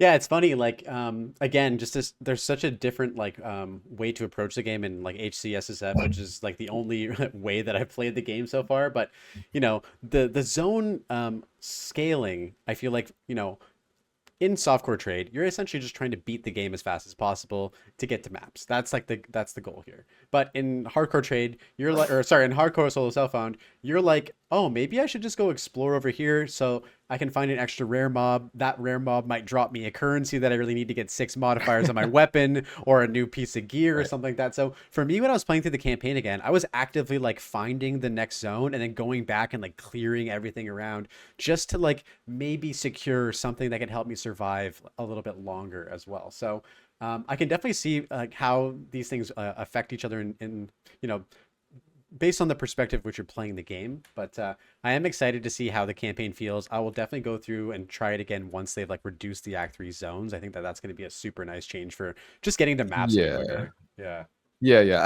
I think objectively across the board, I think pretty much everybody agrees that some of those zones are just way too big, man. They don't need to be that big. And so it's like it was just funny hearing that interview, and I was hearing like them trying to argue against it, like, no, no, no. It's clearly these zones might have been designed for, with a like a faster like character speed in mind or something, but they're clearly just too big. Just slogging through them is just like I remember actually my first playthrough, I was just having so much fun. I loved it. I was just even just how brutal it was, not knowing the boss fights. I was just getting, I was getting decimated every now and then, but I was just loving progressing through the campaign. I loved Act 2, but I remember in Act 3, I was going through that jungle zone. I was just having a good time, having a good time. I was like, yeah, this is great. And that was the first time I was like, man, how big is this zone? I looked at the mini map. I was like, how big is this? Like, why does this feel like it's taking so long during my first playthrough? And that's when I realized, maybe it is too big, because I didn't think that any time before. 100%. I think I felt the same way when I got to like the drowned city and you just end up getting to that dead end after like getting through all the river hags and all the crazy shit that's in that Hmm. zone. And you're like, oh my God, like what's going on here, guys? Um, Yeah. so, talking about, all these different changes and stuff like that. Um, I wanted to ask you something kind of more specific, but I think Mhm. maybe I'll start off with a bit more of a general question. So, this is going to sound like a little bit of a basic question, but do you think that Path of Exile 2 is actually going to get released in 2025 based on the current cycle of updates and stuff like that that are happening right now? Oh, no, I don't think so. Any Like, percent of copium or no? I would say maybe 20%. But it's like for me, it's this. Like I see them in interviews. I see their passion. I see how willing they are to try and change things. They're listening to the community feedback, etc. That all adds time. And I think this is all going to push it back, in my opinion, which is fine, honestly. Like they're clearly just so passionate about the game. So I would rather, again, just take the time, push it back, implement, keep fixing things, and really have it like perfect before you release it, or as close to perfect as you can before you release it. So I do see them pushing it back, which is fine in my opinion. That's like what I expect. That's like most early release games these days. I feel like they they always get pushed back, so totally fine. Yeah, so Jonathan said recently that 65% is what he feels like the game is going to be released in 2025, which seems very optimistic. I'm going to ask you something else. When do you see the game coming out? Like, let's just ballpark guesstimate. When do you think the game's going to be released? That's a hard one to guess. But if I was a gambling man, which I am, I would probably say like So wait, what is the original release date that they're saying? Like this year, like end of this year. End of this year? I Yeah. would probably say like within the first quarter of next year, probably like towards the middle of the quarter. If I had to guess, like just judging on various pushbacks, probably first quarter of next year. Oh, okay. I feel like that's still even optimistic, but I would be very happy if like I was gonna say for me, like I would expect it to get like a full year like of like delays basically until, or Wow, that's a yeah. lot. Yeah, Yeah, because I expect delays, no doubt. But and this is I'm not a game dev again. I can't foresee like what other issues are going to pop up or what other things they have in mind. But just them trying to stick to their guns a little bit. I could see them pushing it back to like around then, like the first quarter of next year. We'll see. for sure. It almost feels like, Jonathan had this sort of vision of the game getting released in 2025. If everything just kind of all the pieces sort of fell into place, like, hey, we got an update patch, Huntress comes out, bunch of new fixes, and then we don't have to do any more work with that, and we just move on to the next source of content. But what it seems like is like every time they add these new content patches in, and these new features and nerfs, like and stuff like that, there's so much more work that they have to do to sort of fix the game in that current state that it's taking away from the development of like, future stuff. Like I don't know exactly how it all works at GGD, but it just seems like they're adding more to their workload by like, continuously adding these things while also trying to balance these new things instead of like just getting the game done. You know what I mean? So that's where You I'm at, know, Yeah, yeah. I feel like they probably have like a long list of things that they want to do, and I'm sure there's going to be tons of unexpected stuff that pops up and more ideas. But I'm sure they're going to hit like the broader strokes of what they want to do. Again, we've talked about Dark and Darker. I kind of lost a little faith in the dev team there because I thought the game was great, and it's probably still good to some extent. But during some of their updates, like there was a clear like focus on like tweaking these really small numbers for like PvP balance that nobody really cared about. And it was clear that a lot of their focus was going just into like switching numbers forward and, oh, wait, that's actually a bad idea. Let's switch them back. It's literally that simple. They would like try something and then next patch it would be gone. Try something, next patch is gone. They were spending all this time on these things that players were even calling out. They're like, I don't think this is a good idea. Don't do this. This is a bad idea. They put it in the game. Bad idea that they take it back out. And I was just like, over time, it was just like, that feels like my time is being wasted. So I just ended up kind of falling off in that game because I was like, these are really strange updates. Literally, like there's you played it, so you remember they always like implement the item role all attributes, and every time people are like, this is way too overpowered, stop putting all attributes in the game, stop trying to make it work. And they're like, okay, maybe we'll put on select items, and people are like, okay, that kind of works. On just rings and necklaces, that seems okay. Then next patch, like, hey, all attributes is back on chest pieces and other items. It's like, what why would you do that? You were in a good place, and then they're like, hey, we took all attributes out of the game again. It's like, what is happening? It's like that kind of stuff just kind of loses me a bit.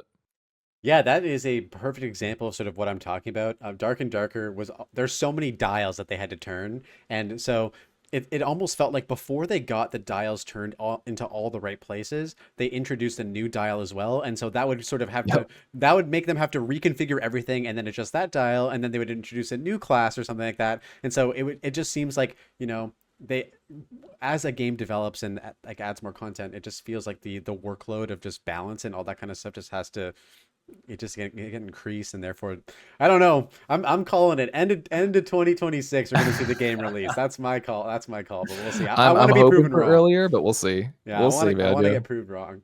So we'll probably end off on a couple of last questions here. So what are some of the things Sure. that you're looking forward to the most in the game? Oh, that's a good question. I mean, I am just kind of game for whatever they add in there. I'm a sucker for like more things to do in the end game. That's a big reason I got really bored of Diablo 4. We haven't really talked about, but like I played a good bit of Diablo 4 and I actually really liked the campaign. The game felt pretty good to play. It was really polished. But the end game for me was just so boring. Like it was a little too easy, honestly, like to just go through things that didn't feel like I was challenged or like engaged at all. And then for the most part, a lot of the end game stuff is just like, hey, kill this boss that has a really low chance of dropping this item. Oh my god, you farmed this boss for hours and it dropped the item. Now what do you do? I'm going to use this item and keep killing that same boss that just dropped the item. There's like nothing to do, at the point that I was playing, at least. I was like, this is like not really fun to me. So I fell off once I hit the end game. I was like, this is kind of boring. I played some of the other seasons and some of it was kind of fun, but again, I just like the effort that that this dev team has put into the end game, because I love just like the Atlas system and just seeing the map and just being able to like see, oh man, there's like a progression. I can like explore in this direction, node to node, or explore in this direction. Oh, there's the burning citadel. Oh, there's another citadel over here. It's kind of cool. I like that. That's like it feels like the game actually goes on rather than just like, hey, let's farm bosses over and over for items. So I really, really like that. I'm curious about like more of the end game systems that they're going to implement. I'm curious to see how they keep like perfecting crafting, because it's not great at first. I was a little too RNG in my opinion, but they're clearly taking steps to make it a little less RNG and a little more targeted, which I also really like. So I'm curious to see all the different end game stuff, and I think this is the best campaign I've played in any action RPG. So I'm really excited for the release of the next acts, obviously. And yeah, I mean that's like a handful of things I'm currently excited about. Dude, I agree with you on so many levels on this. I was also a Diablo 4 player. I paid extra money to play the game Yep. early. That's how Yep. excited I was. Just an absolute sucker. But yeah, man, like it's funny. The end game in Path of Exile 2, from what I understand, was actually something that they slapped together in like 3 months before early access even came out. And take that endgame, which you just described as, having a lot of things to do, and then looking at the Diablo 4 endgame, which is that's the endgame that they on launch. Like that is the full game. It's like it's crazy how like we're only in point one in Path of Exile 2, and we already have basically as much or more content to do in the endgame that Diablo 4 even has to this day, Agreed. really. It's crazy, man. Hmm. Yeah. Yeah, any sort of theories about what's going to happen next in the story? Would you do you where do you see Act 4 taking place if you'd had to guess?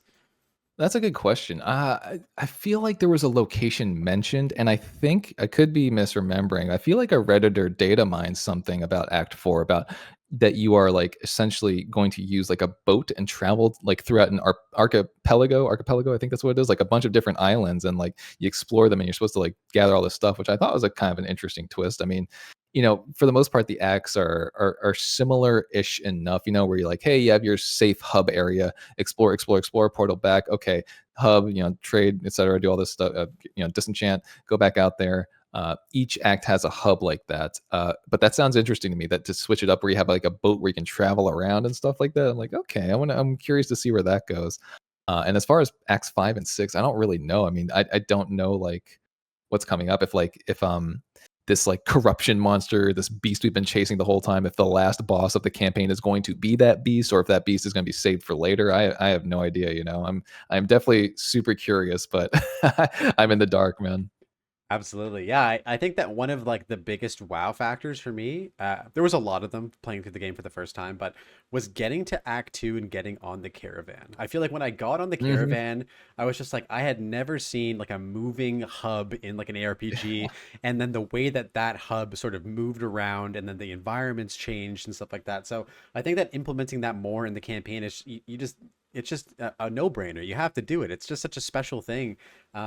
And I think you're onto something there with the corruption. I think that in my hypothesis would be like the Act 6 would be like everything is like corrupted basically. So the corruption is like taken over, kind of like how you have to go into hell in Diablo 2. Like you have to go into like the corruption basically to fight like The heart of the corruption. the heart of the corruption. Yeah, and then I think that would like translate pretty well to like the actual end game if they like tie all Yeah. that thematically in Yeah, basically. yeah, yeah. Yeah. Very interesting. That's cool. Yeah, yeah, I thought the same thing too in Act 2, actually. I was like, this is the coolest like hub I've seen in like anything. Like a small moving town, it feels like, it's not that big, but it feels that way, I really like that. And even the stage right before you fight the Act 2 boss, the Dreadnought, just going on that was my favorite part of Act 2. It's so fun. Even just the little moment where you're riding up on your own little cart and they're like shooting at you before you jump on. I'm like, this is so cool. I haven't had this much fun or got this hype in an action RPG ever. It's like such a cool idea. Absolutely, man. Yeah, that like the fact that they like tied in like the moving town wow factor, and then they're like, oh wait, but there's actually like a zone where you're gonna be fighting in, and like that's like Yeah. the lead up to this like epic boss fight. I mean, like, yeah, there's just so many really great things going on with the game, and I'm really optimistic. I think that like the game, it's despite having a bit of a a rocky last update, it's still in like a pretty good place, and I think that all the changes that were made were just for the betterment of the game as a whole.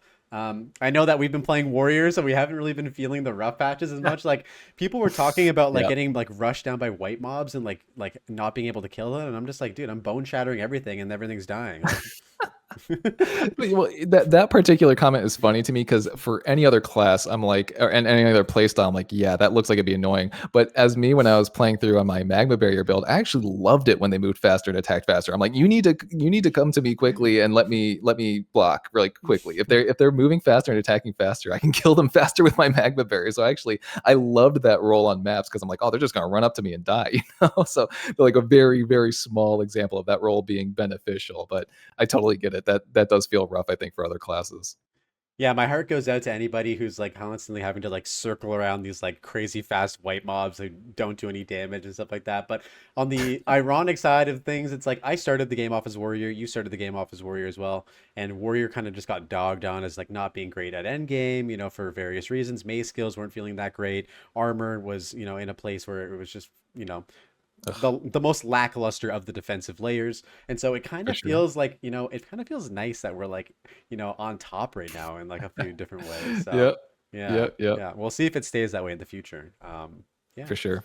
yeah. All right, man. Well, we're pretty much at the 2 hour mark. So I think I just want to say, it's been an absolute pleasure having you on the podcast and being able to chat with you. I also wanted to give you a little bit of a sentimental note. So you were the first person that's ever shouted me out on a YouTube video, linked to my any of my videos, and so Yeah. I just want to say thank you for that. I just started my like content creation journey a few months ago, so it was really cool Mhm. to see like you basically throw me out there, and it's been great like having that lead to such a great like conversation and like so yeah, thank you so much, man.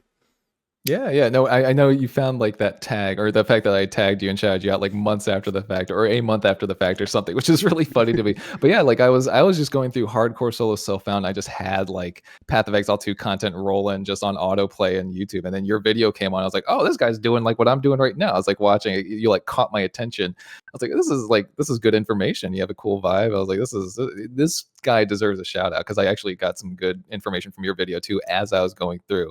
And it was just cool too because you were confirming a lot of my thoughts too. You were going through pretty tanky as well on the Warrior, and you were having a pretty smooth time as well. I was like, this is like right up my alley. So yeah, you deserve the shout out. Definitely. I hope your subscriber count goes up more. Whoever's watching this, please subscribe to this guy. He is. Oh, wait, am I pointing the right way? Here we go. This way, down this way. Yeah, right. No, because your content, your editing is great. I really enjoy watching it. So yeah, I'm definitely a subscriber. I'm gonna be watching all the stuff you put out. I'm looking forward to it. Yo, thank you so much, man. Yeah, I mean, like, getting into this within the last 3 months or so has been like a pretty great experience overall. I've met like, various people throughout the Path of Exile 2 community, and I just want to say, like, I feel like you hold that community to like really high standards. You're just like a super cool guy, super chill, and I look forward to meeting more people, hopefully like you in the community as I like continue this journey. So yeah, thank you so much again. At this point in the podcast, we're gonna get Lex to shout himself out. Where can we find you? And all that type of stuff. Oh, sure. I mean, I make YouTube videos. You can just find me if you search Lex on YouTube. I'm pretty sure my handle is Lex LEXD TV. I'm pretty sure on YouTube. I actually haven't looked at the URL in a while, but you just search Lex. You look up Warrior stuff. You'll probably find me on YouTube. I got I'm making just Warrior videos all the time. That's pretty much all I'm going to be making. And yeah, that's where I'm at. All right, guys. Well, yeah, if you're keen to see how a true warrior Giga Chad plays Path of Exile 2, make sure to check Lex out. He's also running some like really cool stuff with shields, new content. Like, it's really great stuff, man. So yeah, thank you so much again, and I will catch you in the next one. All right, sounds good. All right, have a good night, bro. All right, see you guys. Peace out, guys. All right, everybody, that wraps it up for this episode of the Passive Tree Podcast. If you enjoyed the video, I'd appreciate a like and subscribe for more PoE2 content. I have a bunch more episodes of the podcast lined up with some really great guests, so keep your eyes peeled for that. And until next time, happy blasting, and I'll see you in the next one. Peace.